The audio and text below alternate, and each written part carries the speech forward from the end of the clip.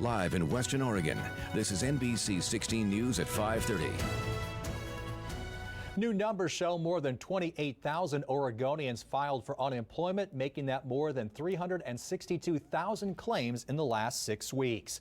Good evening and thanks for joining us for NBC 16 at 5:30. I'm Alan Matthews. Just this week, the Oregon Employment Department rolled out a new program to help independent contractors who haven't been able to file for benefits until now. NBC 16's Stephanie Rothman tells us about the update to the Pandemic Unemployment Assistance Program. 1 week after talking with local tattoo artist Tony McAllister, he now has a place where he can finally apply for unemployment benefits. We check back in with him to find out what's next. I was very hopeful to see that was finally available, and I just got on and did it right away. McAllister's previous frustrations now turning into a sigh of relief. 6 weeks having nothing, there's a lot of people who I'm sure their savings are running pretty close to empty if they haven't already been empty. For any independent contractors or gig workers, you can now apply for relief specific to your type of work. To apply, you have to go to the state's Pandemic Unemployment Assistance page. There you will fill out 6 pages worth of information. You can either send in your application via email or by fax. I knew when I'd done the fax, okay, that went through, they received it, and I needed that confirmation after all this time that they are actually getting my documentation. Each person who applies will get $600 a week through the end of July. Is it enough for you to live on what you're going to be getting in unemployment benefits? Yeah, it'll be enough for us to live on. It's not what I was making, but it'll be enough to live on.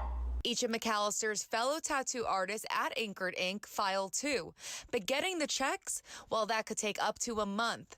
Another waiting game. That's just how crazy that system is right now. It's a mess. To find out where you can apply for benefits online as well, we have more information on our website. For now, reporting in my home, I'm Stephanie Rothman. Representative Peter DeFazio is urging the FAA to require face masks for passengers and crews on all U.S. flights. DeFazio says on airlines where portion of the air is recycled during the flights, measures need to be taken to prevent the spread of coronavirus. DeFazio is also asking for airlines to not sell full flights so that social distancing can't be maintained. He believes it is within the FAA's jurisdiction to enforce these measures. So they shouldn't be trying to maximize revenues right now. They should be trying to maximize public health and safety and their passenger safety and their crew safety. DeFazio says the additional safety measures will cost the airlines money. However, he says legislation was passed to cover airlines' payroll until October. Well, now we've received a lot of viewer questions related to the coronavirus. NBC 16's Kelsey Christensen sat down with the Senior Public Health Officer for Lane County Public Health to ask him your questions. Grocery stores, do you think that other grocery stores should start requiring people to wear masks? The effective CDC guidance is in those areas where guaranteeing social distancing is difficult, then you should consider wearing a mask.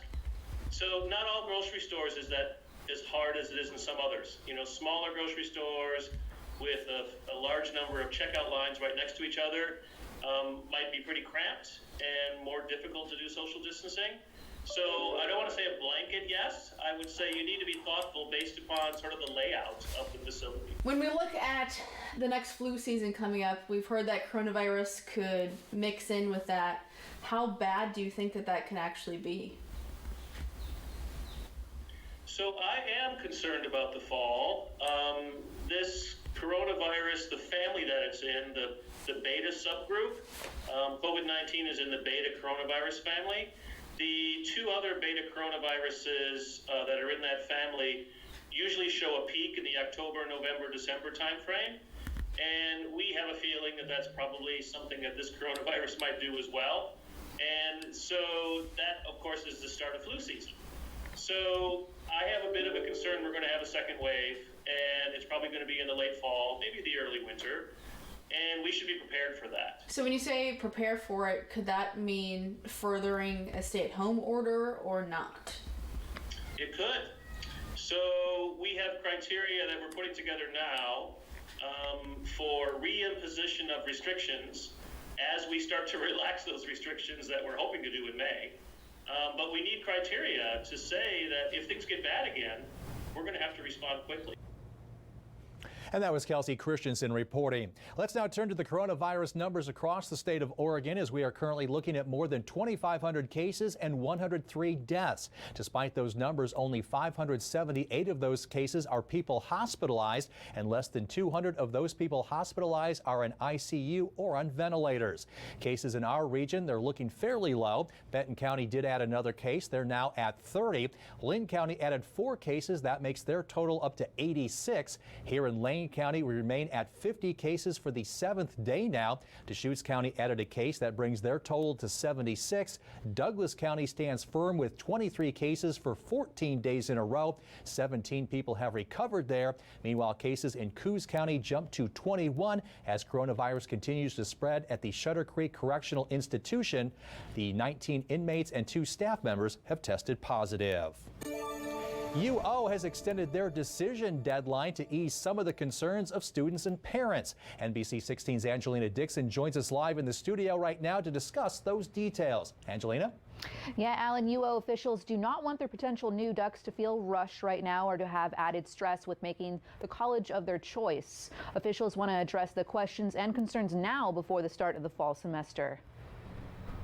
If you're going to be a freshman in college this fall and you're thinking about attending the UO, but you're still considering other options, there's good news. The deadline is now September 1st. There's so much going on with the coronavirus and families. Well, all of us have had our world just turned upside down in the last couple months. And there's lots of stress about our professional lives and working remote, sheltering at home, and trying to figure out our personal lives. The extension applies to all high school seniors who have been admitted to the university, and that includes those who have already committed to enrolling for this fall. Over the past few weeks, the university has developed portals for high school seniors to learn more about campus and the university through a virtual campus tour, through a UO 360 app, and through other virtual visits. Currently, it's designed to be the alternative to visiting campus physically. Meanwhile, Thompson says you can expect more normalcy with plans for students to head back physically to campus for the fall semester. And that includes continuing to take precautions to safeguard everyone from the coronavirus. Our president, Mike Schill, has been really clear that our intention is to be back in person in the fall. And it's a long ways off, right? I mean, we're in April and we start school at the end of September. And if you're planning to head to the UO this fall, Thompson says if you have more questions about the deadline, don't hesitate contacting the admissions department. And Thompson says for those who enroll early will remain on track for choosing housing options, registration for fall classes, and orientation programs. Alan? All right, thanks a lot, Angelina. Well, a Lebanon couple was charged with manslaughter for an infant's death in March. Lebanon police say detectives found the 1.5-month-old girl died from malnutrition and a lack of care. Police arrested 23-year-old parents Chantal Anne-Marie Swerks and Christian Ray Lee of Lebanon. Both are charged with first-degree manslaughter. That's a 10-year mandatory minimum prison sentence in Oregon under the Measure 11 sentencing law. This is still an ongoing investigation. Anyone with information is asked to contact Lebanon police. On the South Coast, posters circulating on social media about people selling soap in the Empire District of Coos Bay, and that is causing concern for 2 reasons. Some say they're worried this might be a scam. The deputy chief of the Coos Bay Police Department says they've been getting calls for verification on these sellers, but no one can provide them with a business name to verify if they are legitimate. As of right now, he says none of those calling in have indicated that they are worried someone is casing their house. Whether or not this is a legitimate company, I think that they need to do their due diligence prior to allowing them in the house, prior to making any purchases, any transactions. I would be verifying that. A business can be verified by contacting the city's Public Works Department. Now, because we're under stay-at-home orders, some have questioned if this unverified business is allowed to be going door to door. Chapinar says that they would need to know more about the business to answer yes or no. Based off of that, we'd have to determine whether or not it's an essential business or not. And so, I mean, just based off of the information we have, we do not believe that there's any violation of the executive order. Whatever the situation, Coos Bay police want everyone in the community to be cautious and report anything suspicious with as many details as possible. A new state-of-the-art technology has come to a Springfield hospital to boost security for newborn babies and their families. It's a program that captures the footprints of infants digitally. NBC 16's Tom Adams is here with more on how this system works. Tom? Well, hi, Alan. Willamette Medical Center is the first hospital in Oregon to offer an infant safety system. We got a look at how it works today and also spoke to a new parent about why they decided to use the high-tech system on their infant. We have a new one. Well, the stork is alive and well and making deliveries at Willamette. And the staffers in the maternity department, well, they're celebrating another new arrival. This one has buttons, computer screens, and a camera. The medical center is the first in Oregon to launch this new infant safety system. With the ability to link the mom and the baby back together in the event of a separation is something that we've never been able to do before. The equipment is designed by a Connecticut firm, Scan Technologies. Kim Schnauzer is still getting the hang of this technology. You take a footprint of the baby after you've taken a small picture of the baby, and then you put in the maternal fingerprints. All that information gets stored in the newborn's electronic medical record. It goes through the National Center of Missing and Exploited Children, and then that way they can be in a database and matched if needed. While this 8-pound, 1-ounce bundle of joy is not thrilled with the process, Mom is happy to take part. Yes, I think that it could play a substantial role in finding children and getting them back with their parents should anything catastrophic ever happen. The last infant abduction in America happened 4 years ago at a hospital in Louisiana, so it is rare. But Willamette officials hope this high-tech addition can be some added insurance. It's pretty exciting. We are just thrilled to have this innovative service to be able to provide for our families. And the technology is endorsed by the National Center for Missing and Exploited Children. It's also included as a recommendation for hospitals in its most recent infant security guidelines. Alan? All right, thanks a lot, Tom. Of course, if you have any story tips, we definitely want to hear from you. Make sure to contact our reporters. You can find some of our reporters' social media accounts and emails. You're seeing it on the screen right now.